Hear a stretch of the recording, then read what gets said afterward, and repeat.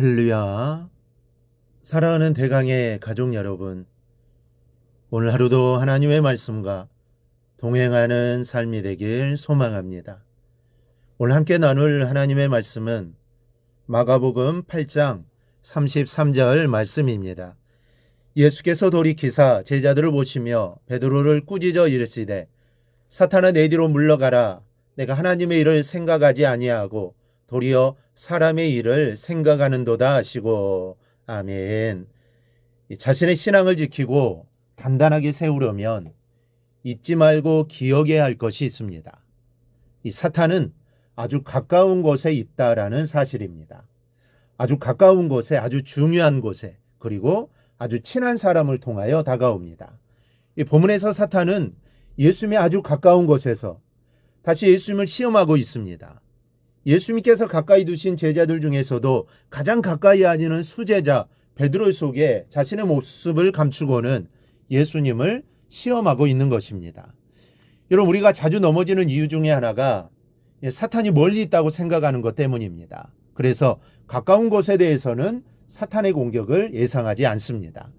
이 사탄은 단숨에 우리를 공격할 수 있는 거리에서 우리 마음에 악한 생각을 집어넣을 수 있는 만반의 준비를 갖추고 있는데도 그렇게 생각하지 않는 것이 문제입니다.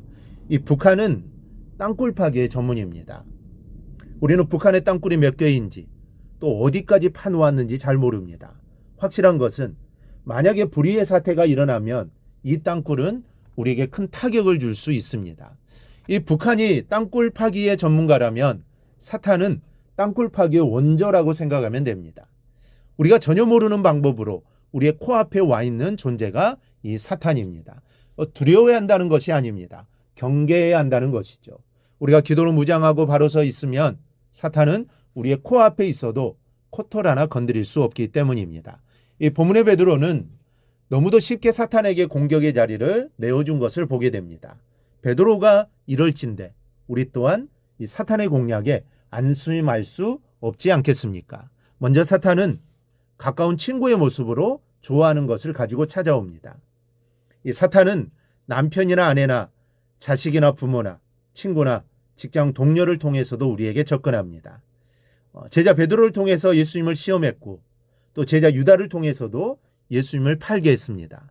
이 사탄이 얼마나 간교한지를 알 수 있는 대목입니다. 그러니 어떻게 해야겠습니까? 우리는 항상 깨어 있어야 합니다. 이 부부 사이에 사탄이 역사하면 가정에 금이 갑니다. 친구 사이에 사탄이 역사하면 친구를 아주 가깝게 하여 내 영혼을 팔게 만들기도 하고 또 아주 멀게 하여 친구로 원수가 되게 하기도 합니다.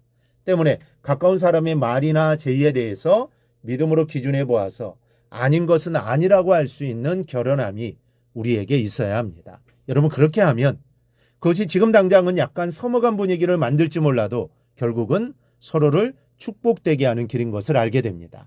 그렇다고 남편 면전에 대고 이 사탄은 물러가라라고 외치라는 말이 아닙니다.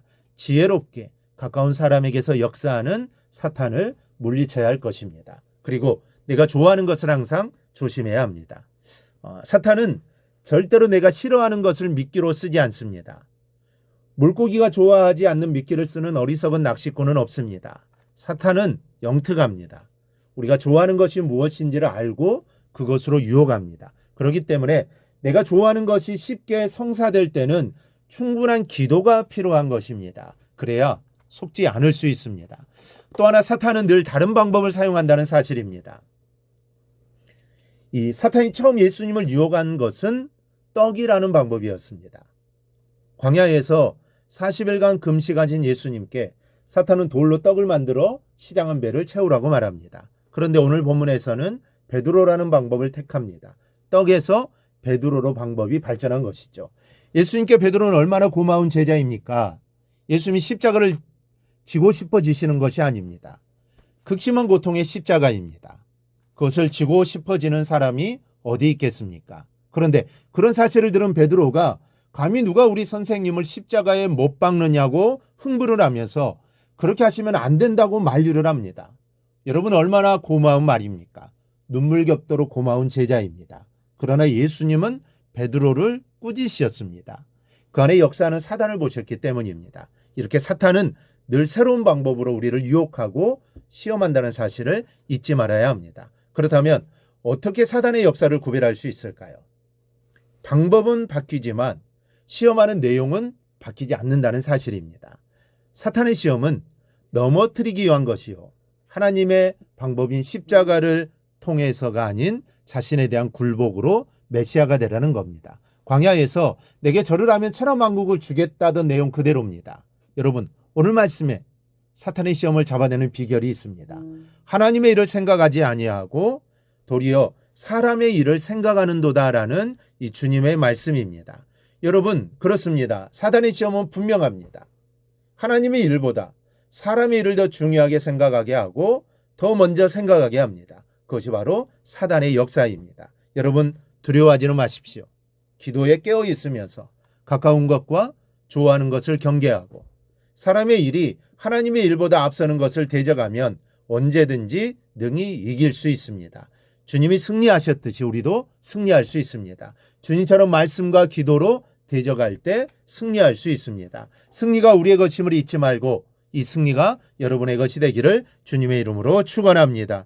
오늘 묵상한 말씀을 굳게 잡고 삶으로 실천하며 살아내는 대강의 모든 성도들이 되기를 축복합니다.